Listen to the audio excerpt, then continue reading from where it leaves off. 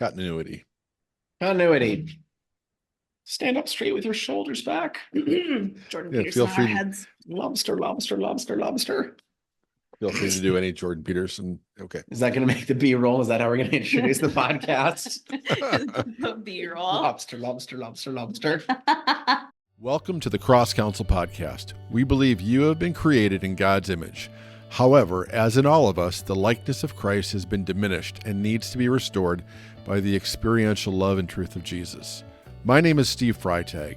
I'm a former pastor and have been a part of Cross Counsel for over 25 years, facilitating more than 10,000 ministry sessions. In this podcast, we aim to share helpful insights and inspiring testimonies to support you on your journey. You don't need to be a spiritual giant to receive ministry with us. Just a courageous heart, open and willing to God's refining fire. Those who dive into our melt process find immediate help and lasting hope.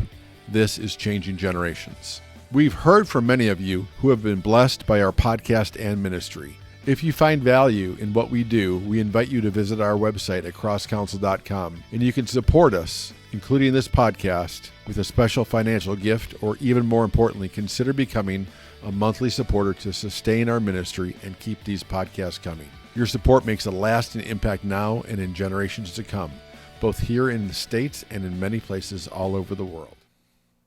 Before we get into the second half of Boy Melts Meets Girl, we have a quick announcement for those in the Madison area. On Saturday, November 9th from 6 to 8 p.m., we are doing a fundraiser. It's taking the shape of a chili cook-off and will be hosted by Living Water Church in Sun Prairie, Wisconsin. We're going to have prizes for the best chili. We'll have auction items for you to bid on silently, though sometimes not so silently. And there's going to be a whole lot of other fun stuff, including testimonies and an opportunity to join our support team. The cost to attend is free, but if you want to get in on all the fun various chilies to taste, we're asking for $10 per person, though anyone under 18 is free. All right, we won't go any further into truly fascinating lobster discoveries that we touched upon during our cold open. Rather, we'll move forward into the second half of Boy Melts Meets Girl. We talked about AJ's adjustment from homeschool to life as an 8th grader. We talked more about Hillary being married to a guy who has a grip on healthy emotions. You'll hear about the adventure of AJ bringing Hillary home for the first time and how it almost killed him, and how he doesn't want to be held responsible for things he said while under the influence of prescription medication. Hillary then shares why she broke down and cried after her first Thanksgiving with AJ's family. But part 2 picks up with me talking about how I dealt with certain issues as a dad with our kiddos. Here you go. Right, so I can remember when you and Alex were young, one of the things that you guys really enjoyed was Bionicles. Yes. How would you describe Bionicles, just so I don't mess that up? Action figure Legos with accompanying comic books, Find the Prize Inside cereal box, DVD discs, and some terribly mediocre animated films. Right. I think that sums it up. Yeah. Someone out there loved those films, and you just broke their heart by calling them mediocre. They worked for me as a kid. Well, they can You get some can find them on ministry. YouTube if anybody is interested. Right. This might come to a shock to you, but I feigned interest in you guys talking about Bionicles. I had pretty much zero interest in what the whole Bionicle story was, because they each had their own name. There was different planets they probably came from, all these different tasks that they had to do, roles they played, right? But your mom is the one with all the acting chops, but as a dad, I think I could have won an Oscar probably for pretending to pay attention, because I loved you guys. Yeah, I wanted you guys to know that I cared about your opinion about things. I wanted you to tell me those stories. I wanted you to reiterate like what's going on inside of you so that I could keep that interest with you guys. Right. So I think that's really important. That's one of the things I want to listen to you. I want you to know that you have a voice. It's one thing to say you have a voice and then to shut that voice down. Mm-hmm. And I would ask your opinion about things. And there were times where I wouldn't correct you if I thought, oh my gosh, that opinion is so crazy. And there were probably times later as you got older where I'm like, well, let's hack this around a little bit. Right. Oh, there's that look. I could grow in maturity in this area. That's all. That's okay. That's the sideways glance at my wife, is that I could grow in maturity in this area. Levi's not old enough to have opinions yet, so I'll get that straightened out with the Lord first. Well, Before we at notice. 15 months, he doesn't have opinions. He articulates the same way you do, but he's certainly giving you opinions. Sure. Yeah, yeah, Yeah. yeah. Of course. Fair enough. But that's so hard to do, right? I don't have older children, but I hear people who I care about say opinions, and I want to fix that. I'm like, no, Yeah. this is the wrong opinion to have. It's a really hard thing to do, but Mhm. it's probably just a testament to you walking through cross counsel and not having that fear and anxiety of like my son's he has a bad opinion, like he has a weird opinion or whatever. There's not Yeah. this like you were able to just let him have that opinion. Yeah, that's good. That's good. Yeah, we've got a friend who is deeply theologically opinionated in a pendulum kind of way, Hmm. and thankfully that's a person that we have peace about. Like, oh, Yeah. he'll figure it out. God will Yeah. figure him out. Yeah. Well, I think It's God's okay got that it, he's like right? the hard line, whatever it is right now. Yeah. At the Maybe he'll time. stay there. Maybe he Yeah. won't. It's okay. Right. You don't need to panic. Right. We don't need. Yeah. Yeah, that's exactly right. We don't need to panic. Yeah. That's exactly Right. right. And there are certain things I think we're called to say and speak into people's lives, but usually it's Yeah. best when there's an invitation to do Right. that. Right. If there's not an invitation, right? And I don't look around for people to mentor. Like, I think I need to be your mentor. Like that doesn't really work either. It's when people ask you, "Hey, would Yeah. you?" And that's not a free advertisement because I'm looking for mentors and people want to say, "Okay, I'll take you up on that." That's not what I'm saying. But anyway, so yeah, eighth grade was also a pivotal. I think you touched on this. Eighth grade was kind of pivotal in your life. Yeah, so I've done the hat trick of education in that I was at a private Christian school, kindergarten through second grade. Mom and dad pulled me home for homeschooling for 5 years, and then I re-entered the public school system, or entered it for the first time, rather, in eighth grade. So being a 13-year-old heading into, or 12-year-old heading into the public school system, having never been in it, was formative in a lot of ways, and could have been, wow, a lot worse. Like I said before, about having a well-rooted understanding of where to belong in the family and a firm foundation at home, the tumultuousness of how these 12 and 13-year-olds figure each other out would have been a lot harder to navigate. I remember very distinctly, the details don't matter, but like one kid walked up, is like, "Hey, you did thing with person." And they're like, "That's just a straight lie. What's that about?" That Joe, whatever his name was, Joe just like lie, or someone lied about me, and that he was passing it on. I'm like, what the heck is that? It wasn't this devastating thing that I needed to correct in the moment. It was just, it was a lot to get thrown into a public school and to get tossed in with kids that had a little bit rougher growing up. And yeah, I was in a position to adapt without being completely crushed, if that makes sense. Mhm. And that was part of the reason why we chose eighth grade for you and for your brother. It's like, we don't want you heading into the public schools as a freshman. We want you heading into the public Yeah. schools as sort of the big man on campus, or the big class. Big kid on campus. Yeah. Yeah. Agree. In eighth Yeah, grade. that was helpful. Right. So what are the seventh graders going to do? You don't care what they think, Yeah. Right. And that's not to say that that's life has changed a lot. You headed into eighth grade in 2009 and the world has changed. That's 15 years ago. Let that sink Yeah. in, right? That's My crazy. goodness. Right. So, Wow. and you've got a brother that's doing kingdom work as a high school teacher. So God Mhm. bless our Mhm. teachers who are trying to walk that thing out. So, yeah. And Hillary, I just had a little question for you. What does hat trick mean? I'm not even gonna try to explain. I I know what it is, but like I'm not gonna give you a definition because Okay, I don't what's know it for? Yeah. So I might be using it incorrectly, to be No, perfectly fair, no, but I it's mean- when you get 3 goals in a soccer game. So I did all 3 types of schooling: private, public, and homeschool. Yeah. So It's I've- a sports term. I've used that Yeah. term enough times. I feel comfortable continuing to use it. I haven't been corrected. Well, I know it's for hockey. I'm not much of a soccer fan, so Oh, Okay, great. It's not from soccer. Great. it might, Okay. I don't know. I don't know if they Yeah. would use that, but I think originally I didn't. Yeah. So anyway, Okay. that's really good material for our listeners. So yeah, Yes. we There aim you to go. educate, right? If you didn't get anything else out of this podcast, now you can Okay. use hat trick efficiently in your Yeah. day-to-day language. Mhm. We're going to take a break right now and we're going to Google that right now. Does it fit for Mhm. soccer?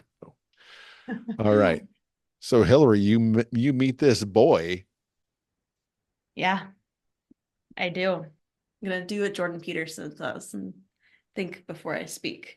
Because I Choose have your a words lot. carefully. There you Lobster, go. lobster, lobster. Lobster, lobster, lobster. Yeah, it has been it has been such an unbelievable blessing to be married to somebody who understands healing and dysfunction in the way that AJ does. Because I've talked about on this podcast, I think, the fact that I've been divorced, and AJ obviously mentioned it earlier. So I walk in with a lot of baggage from that and just from other things in my life that have happened. And to have somebody not try to like fix everything, not try to like panic because I'm panicking, but just to be this emotional stability has been everything that I needed and didn't know that I need. Like the Lord knew how much I needed an AJ, because when I have something trigger me because of my past marriage, right? I think this is fairly normal, right? Is like thing has hurt me in the past, and so thing will hurt me again. And so husband has hurt me in the past, so husband will hurt me again. Comes up in our marriage from time to time. Mhm. And instead of AJ becoming this reactionary, angry person of like, I'm not that person, like he's so patient and it's just like, yeah, that makes sense that would kind of trigger you in that area. And I'm not that. I'm not going to do that, Mhm. but I can't convince you of that. What you need is to take it to the Lord. And that's been like one of the most frustrating and beautiful things that you say to me, because you don't try to fix what only the Lord can fix. Mhm. And you're comfortable in that. And you're confident in that. And it's just been a huge blessing in my life. And then to walk into the family too. And I remember thinking, man, I might, get some guy to fall in love with me, but his parents are always going to see me as the divorce girl. And that was just never the case in your family. Like you guys understand that dysfunction, you understand that hurt, you understand that pain. And it's just caused, I think, just a harmony and a beauty in my life, and in our marriage. And yeah, and I think now that we've both done cross counsel, we can encourage each other towards the Lord in those things. Mhm. Like there's moments where I'm like, do you think that's worth a session? Or you'll say the same thing to me. Do you think that's worth a session? Yeah. And we'll kind of talk through some of those things. Yeah, it's just beautiful. Like our arguments can be bad sometimes. I think a lot of the time what happens is we go, why am I reacting this way? What's in me that's hurt? Is it justified? Do I need to like bring this up I don't know. There's just a different perspective Mhm. that we have, and you've led us in that and just been an incredible leader in our home, leading me. And I know that one day you'll lead our children the same way. That, yeah, it's good. The Lord is good, and I'm really blessed. Well, it'd be funny yeah, thank you. Sorry for cutting you off there. No. I think it would be really funny to have you share how when you first met us and before you share that, okay? Because that's a great story. Our first introduction to you and vice versa. But both Jenny and I knew that, okay, AJ hasn't dated a whole lot, but when he finds somebody, I bet it's not going to take long. And it's like when we met you, it's like, oh yeah, this is who AJ's been waiting for. Like, this is so awesome. So yes, tell us how we were introduced. Well, which are you talking about when we came to the house Yes. for the first time? Yes. Yeah. Okay. Listen, AJ is the storyteller, so I'm gonna actually have you tell a story of the first time when we went to Thanksgiving. Oh, Yes. sorry. That story's mostly about me. That's why I wasn't thinking of it. The year is 2019. It's the week of Thanksgiving. It's Wednesday. It's Wednesday. Thanksgiving is like tomorrow. I'm working my shift at Quick Trip, having my lunch break, and I'm eating Quick Trip fried chicken, and it gets stuck in my throat. Right, Now, slaps, right? They're chicken slaps. It does slap. That's what they say, but it also does something else to AJ. It does. we reject seed oil based products and all their deviations. Let's put that out there first. But yeah, at the time, yes, it slapped. Gosh.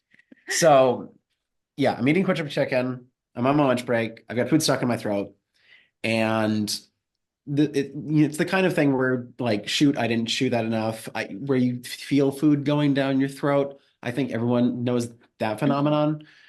But for me, it went down and then it didn't go. It just stayed. So I tried swallowing water and I literally couldn't swallow water. I couldn't get anything to like get past the food in my throat. I thought, darn, this will go away. Mm-hmm. I managed to finish my shift. Thankfully, I only had like an hour or so left. I go back home, and because I can't swallow water, I'm like having like I'm dipping, and I have to, spit into a cup constantly. And the food is still stuck, and it's been over an hour, and I'm even trying to like yak to try and get it out the other way, and I couldn't make myself yak. And it's been 3 hours, and now Hillary's coming over because we're driving home to meet my parents to take her home for Thanksgiving, and I still can't swallow water, and I'm still spitting in a cup. And I'm driving to Madison, spitting in a cup, trying to figure something out. We tried to stop at Quick Trip to like get hot water to try and like unlock my nasal passages, just anything. So we finally get home, and it's been like 5 hours, and I can't swallow water, and there's food stuck in my throat. No, wait a minute, just a second. So when we talk about going to the source of your pain, that doesn't mean you stop at a Quick Trip. You're right. To just see if we can come full circle. But you still, maybe that's just so deeply ingrained in you that you had to stop at another Quick Trip to get rid of the source of your pain. So, okay. Yeah. So we get back home, or we get to my parents' house, right? And it's been 5 hours, and I can't swallow water. There's food stuck in my throat. And we're texting my uncle and a family friend. And roughly speaking, they're both saying, you have health insurance. Go to the doctor. Well, and the thing that's so funny is that like AJ's lying on the floor in the living room, just going, and I'm in the kitchen with like his brother Alex and meeting him for the first time. Like, how are things? We're like talking about our lives, and AJ's just in the other room, like dying. So as your brother's on this brink of suffocation, how are you doing? Yeah. Right. So we go to the hospital against all my masculine pride. We go to the hospital. Turns out my throat's the wrong size, and that's why food gets stuck in there. My throat's supposed to look like this. It looks like this. I've got a condition, and it's allergy related. It's allergy related. I have a condition, yeah, and it just crept up over a long, long time. It's not acute. It's not an anaphylactic reaction where it's acute and you feel it.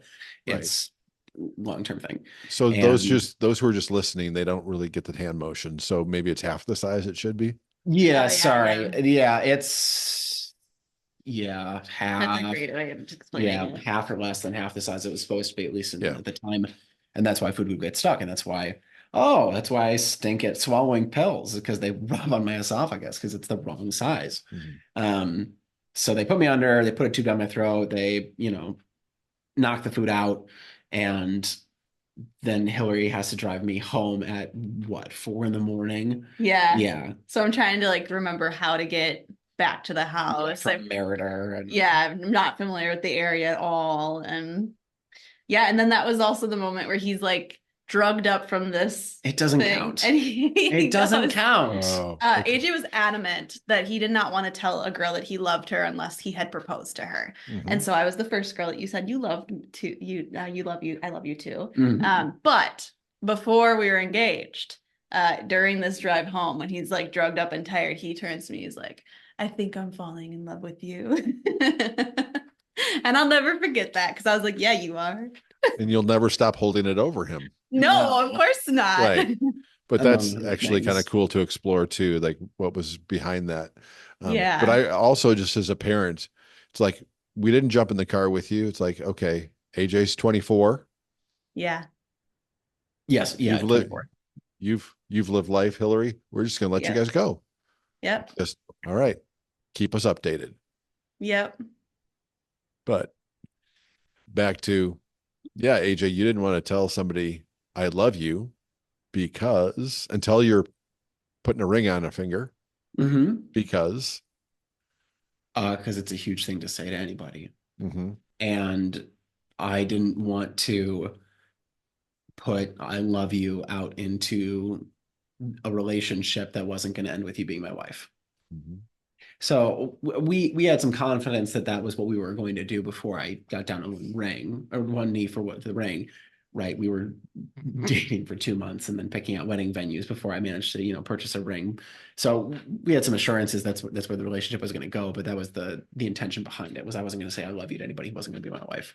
We would say, I really, really like you. Yeah, we said it without saying it. Yeah. Yeah, that's correct. But I thought that was really cool. And I don't know, that did something in my heart too. Mhm. To know like I was the only girl that you had said that to. So I don't know. That was Mhm. just sweet. I learn more and more and more how important it is to understand that Jesus doesn't coerce us. Jesus doesn't manipulate. And it's so easy. Yeah. Even looking back at certain things, I'm like, wow, there's because uh I am really kind of I don't have the street wisdom, let's just say. Like I've been with people and they look at somebody and go, "Oh man, they're drunk." I'm like, "Are they?" Or "They're high." Are they? Oh, they, I just am like, I just take people at their word. So I'm probably easily manipulated in certain things. I don't have that street cred or being that tuned into things. But I do want to be tuned into like manipulation. And I know that the I love you. And that you're not talking about, hey, bro, I love you. Right. I mean, that's different Right. than Yeah. I am in love with you and I am making this commitment. I am choosing you over 8 billion other people in the world. Yeah, the Yeah. Greeks Right. have it over on us for having three different words for love. Yeah, and I think even, before I met AJ, I obviously said I love you before. I was married before, but even in Mhm. high school, I remember saying I love you and there being this like pressure and then this like hanging on to, but I love you, but I love you, but I love you, but we're treating each other poorly. And you're right, it is used to manipulate. And probably used it to manipulate somebody Mhm. into staying with me or whatever it might be. Right. Because yeah, but AJ, you didn't feel like you had to do that to keep something, to hold on to something. Yeah, anecdotally from other people's experiences, saying I love you is a mini engagement, Mm. whereas it's just that much harder to break a relationship off after this is a person that I said I love you to. But I Yeah. love you, but we're breaking up. But I love you, but we're breaking up. Right? It was just not a thing I was going to do. Yeah. I always go back to Jesus. Like Jesus never said anything to somebody he didn't mean. Yeah. Yeah. He never said something to somebody to kind of like in a sideways way try to make them do something. Mm-hmm. And that it comes from, well, Jesus is the embodiment of truth. And there's just so much security in love. Yeah. And that the only agenda love has is love. And the more that you allow Father's love to be a real part of your heart, the less you need other things from other people. Yeah. Mhm.